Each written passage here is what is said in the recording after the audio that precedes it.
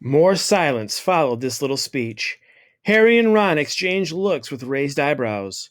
Hermione Granger was on the edge of her seat and looked desperate to start proving that she wasn't a dunderhead. Potter, said Snape suddenly, what would I get if I added powdered root of asphodel to an infusion of wormwood? Powdered root of what to an infusion of what? Harry glanced at Ron, who looked as stumped as he was. Hermione's hand was shot in the air. I don't know, sir, said Harry. Snape's lips curled into a sneer. Tut, tut. Fame clearly isn't everything. He ignored Hermione's hand. Let's try again, Potter. Where would you look if I told you to find me a bezoar? Hermione stretched her hand as high into the air as it would go without her leaving her seat, but Harry didn't have the faintest idea what a bezoar was. He tried not to look at Malfoy, Crabbe, and Goyle, who were shaking with laughter. I don't know, sir. Thought you wouldn't open a book before coming, Potter? Harry forced himself to keep looking straight into those cold eyes. He had looked through his books at the Dursleys. But did Snape expect him to remember everything in 1,000 magical herbs and fungi? Snape was still ignoring Hermione's quivering hand. What is the difference, Potter, between monk's shod and wolfsbane? At this, Hermione stood up, her hand stretching towards the dungeon ceiling. I don't know, said Harry quietly. I think Hermione does, though. Why don't you try her? A few people laughed. Harry caught Seamus's eye, and Seamus winked. Snape, however, was not pleased. Sit down, he snapped at Hermione. For your information, Potter, asphodel and wormwood make a sleeping potion so powerful it is known as the Draught of Living Death. A bezoar is a stone taken from the stomach of a goat, and it will save you from most poisons. As for monkshod and wolfsbane, they are the same plant, which also goes by the name of aconite. Well, why aren't you all copying that down? There was a sudden rummaging for quills and parchment. Over the noise, Snape said, And a point will be taken from Gryffindor. House for your cheek, Potter. Things didn't improve for the Gryffindors as the potions lesson continued. Snape put them all into pairs and set them to mixing up a simple potion to cure boils. He swept around in his long black cloak, watching them weigh dry nettles and crush snake fangs, criticizing almost everyone except Malfoy, whom he seemed to like.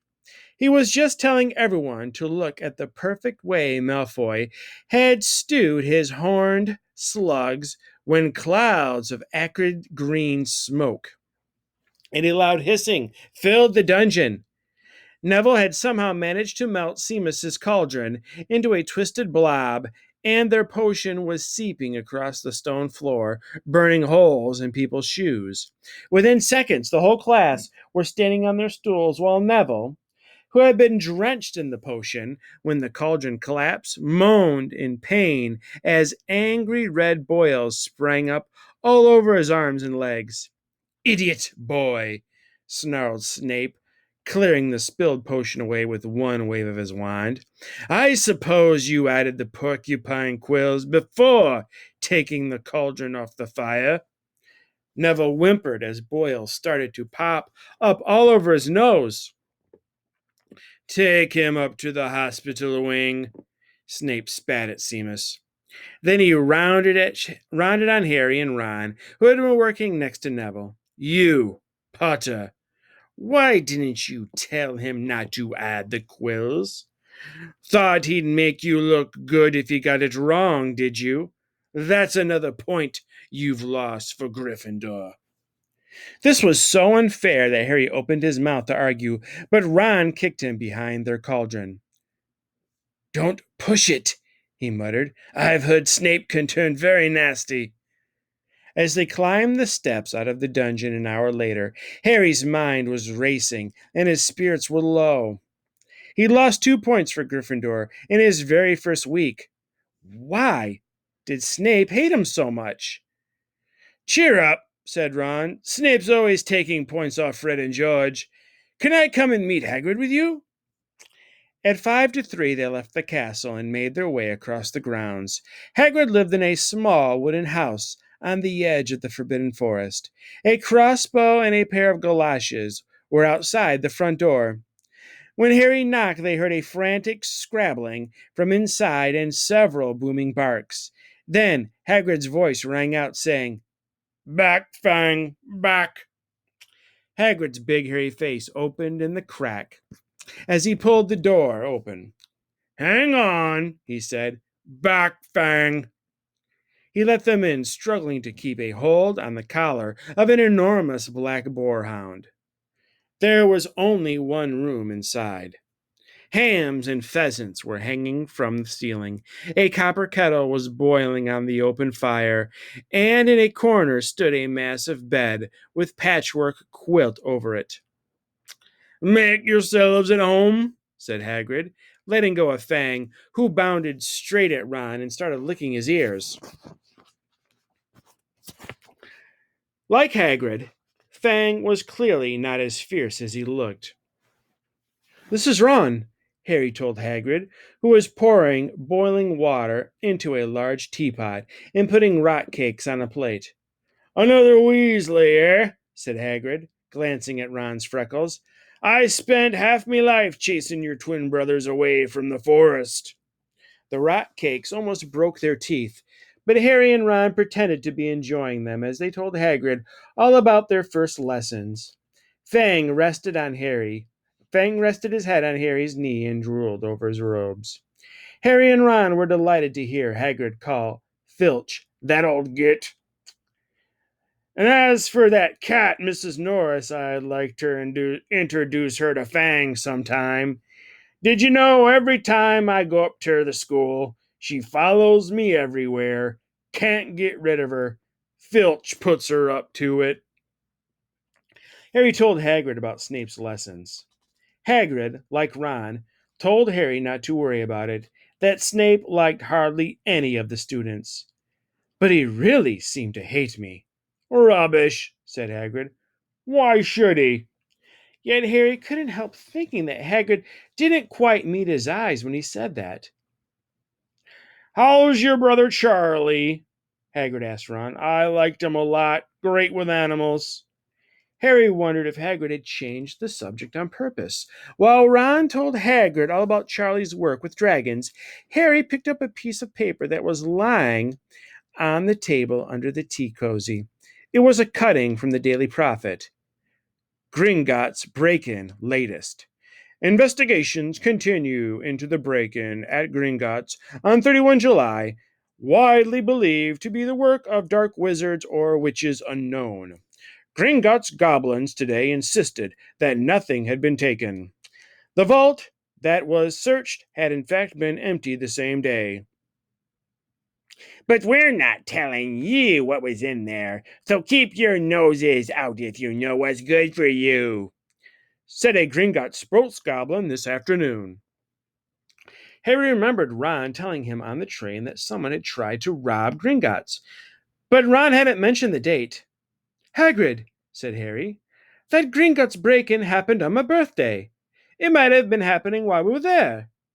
There was no doubt about it. Hagrid definitely didn't meet Harry's eyes this time. He grunted and offered him another rock cake. Harry read the story again. The vault that was searched had in fact been emptied earlier that same day. Hagrid had emptied vault 713, if you could call it emptying, taking out that grubby little package. Had that been what the thieves were looking for? As Harry and Ron walked back to the castle for dinner, their pockets weighed down with rock cakes they'd been too polite to refuse, Harry thought that none of the lessons he had so far had given him as much to think about as tea with Hagrid. Had Hagrid has Hagrid collected that package just in time? Where was it now? And did Hagrid know something about Snape that he didn't want to tell Harry?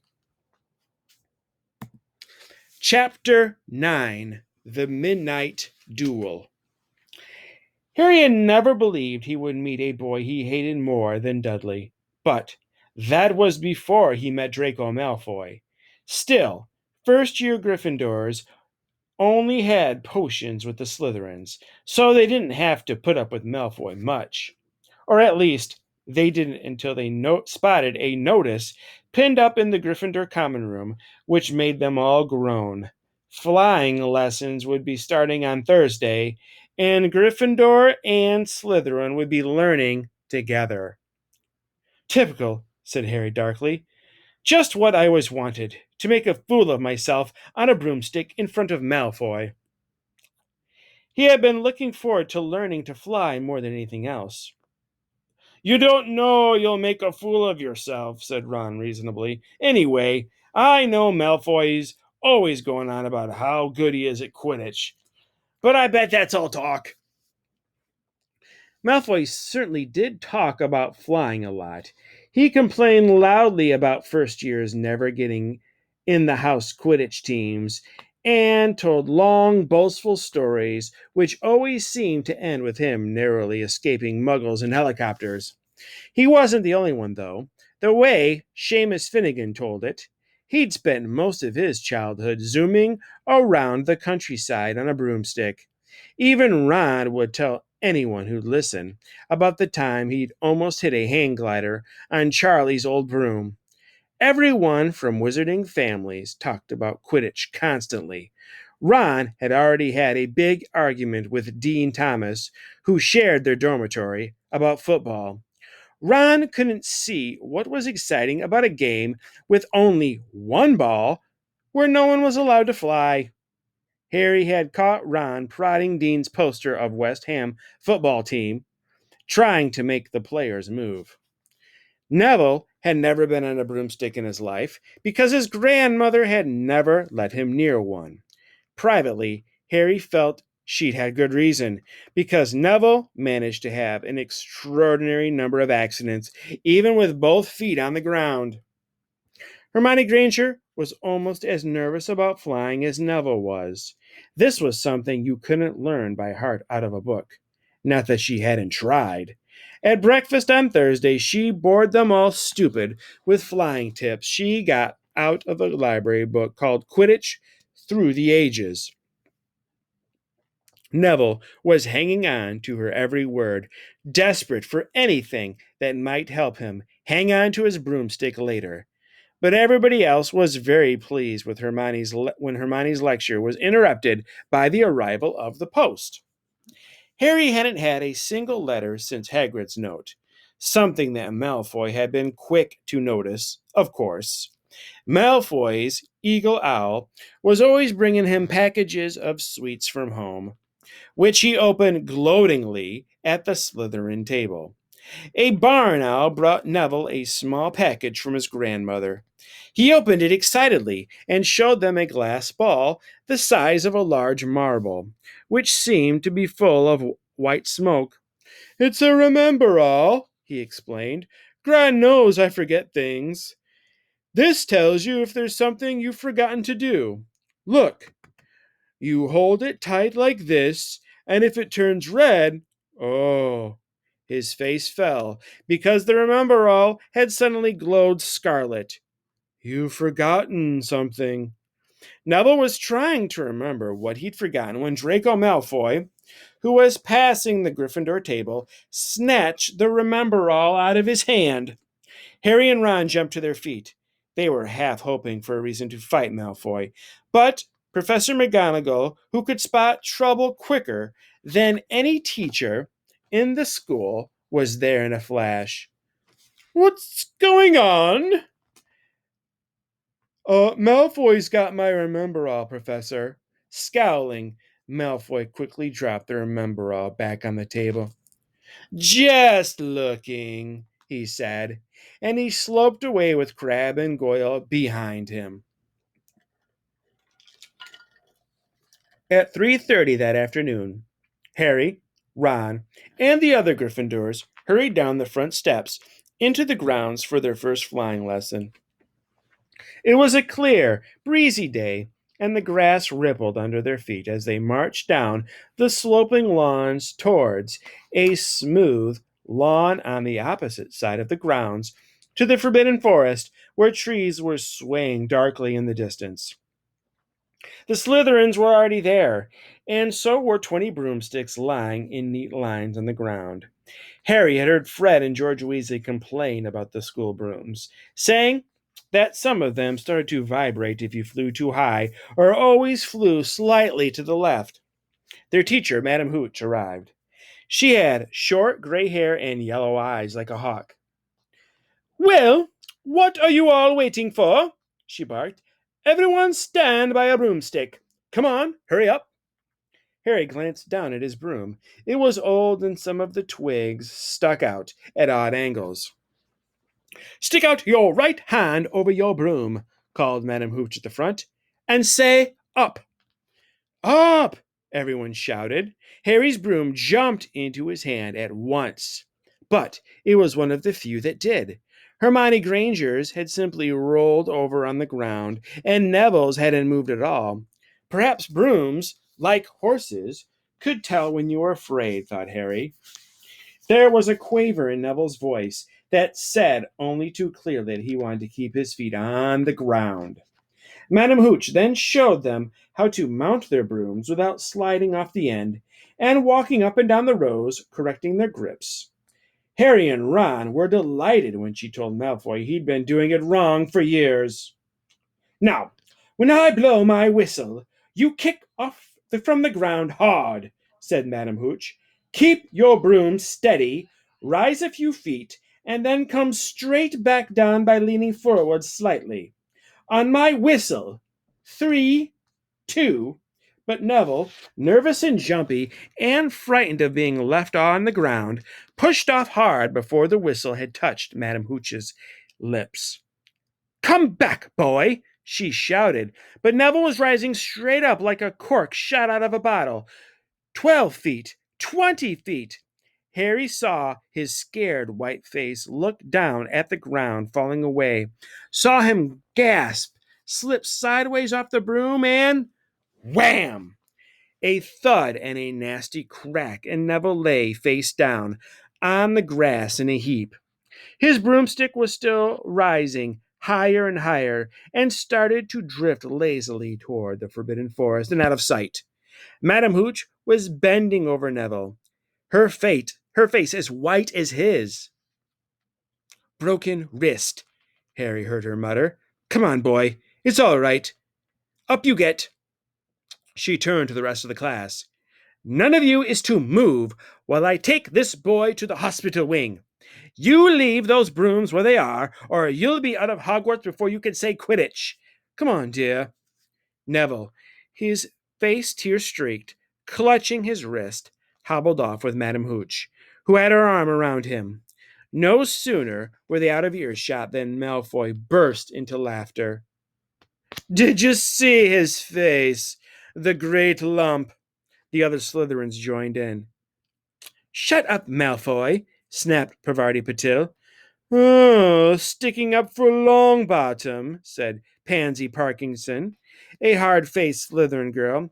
"Never thought you'd like fat little crybabies, Parvati."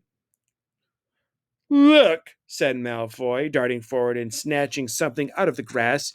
"It's that stupid thing Longbottom's Gran sent him." The Remember-All glittered in the sun as he held it up. "Give that here, Malfoy," said Harry quietly. Everyone stopped talking to watch. Malfoy smiled nastily. "I think I'll leave it somewhere for Longbottom to collect. How about up a tree?" "Give it here!" Harry yelled, but Malfoy had leapt onto his broomstick and taken off. He hadn't been lying. He could fly well. Hovering level with the topmost branches of an oak, he called out, "Come and get it, Potter." Harry grabbed his broom. "No!" shouted Hermione Granger. Madam Hooch told us not to move. You'll get us all into trouble. Harry ignored her. Blood was pounding in his ears. He mounted the broom and kicked hard against the ground, and up he soared. Air rushed through his hair, and his robes whipped out behind him. And in a rush of fierce joy, he realized he'd found something he could do without being taught. This was easy. This was wonderful. He pulled his broomstick up a little to take it even higher, and heard screams and gasps of girls back on the ground, and an admiring whoop from Ron. He turned his broomstick sharply to face Malfoy in midair. Malfoy looked stunned. Give it here, Harry called, or I'll knock you off that broom. Oh, yeah, said Malfoy, trying to sneer, but looking worried. Harry knew somehow what to do. He leant forward and grasped the broom tightly in both hands, and it shot towards Malfoy like a javelin. Malfoy only just got out of the way in time. Harry made a sharp about turn and held the broom steady. A few people below were clapping. No Crab and Goyle up here to save your neck, Malfoy, Harry called. The same thought seemed to have struck Malfoy. Catch it if you can, then, he shouted, and he threw the glass ball high into the air and streaked back towards the ground. Harry saw, as though in slow motion, the ball rise up in the air and then start to fall. He leaned forward and pointed his broom handle down. Next second, he was gathering speed in a steep dive, racing the ball. Wind whistled in his ears, mingled with the screams of people watching. He stretched out his hand. A foot from the ground, he caught it, just in time to pull his broom straight, and he toppled gently onto the grass with the Remember All clutched safely in his fist. Harry Potter! His heart sank faster than he just dived. Professor McGonagall was running towards them. He got to his feet, trembling. Never! In all my time at Hogwarts! Professor McGonagall was almost speechless with shock, and her glasses flashed furiously. How dare you! Might have broken your neck. It wasn't his fault, Professor. Be quiet, Miss Patil. But Malfoy... That's enough, Mr. Weasley. Potter, follow me now. Harry caught sight of Malfoy, Crabbe, and Goyle's triumphant faces as he left, walking numbly in Professor McGonagall's wake as she strode towards the castle. He was going to be expelled, he just knew it. He wanted to say something to defend himself, but there seemed to be something wrong with his voice. Professor McGonagall was sweeping along without even looking at him. He had to jog to keep up. Now he'd done it. He hadn't even lasted 2 weeks. He'd be packing his bags in 10 minutes. What would the Dursleys say when he turned up on the doorstep? Up the front steps, up the marble staircase inside, and still Professor McGonagall didn't say a word to him. She wrenched open doors and marched along corridors with Harry trotting miserably beside her. Maybe she was taking him to Dumbledore. He thought of Hagrid, expelled but allowed to stay on as a gamekeeper. Perhaps he could be Hagrid's assistant. His stomach twisted as he imagined it, watching Ron and the others becoming wizards, while he stumped around the grounds carrying Hagrid's bag. Professor McGonagall stopped outside a classroom.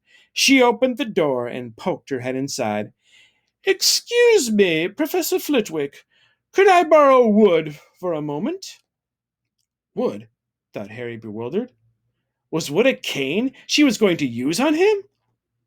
But Wood turned out to be a person, a burly fifth-year boy who came out of Flitwick's class looking confused.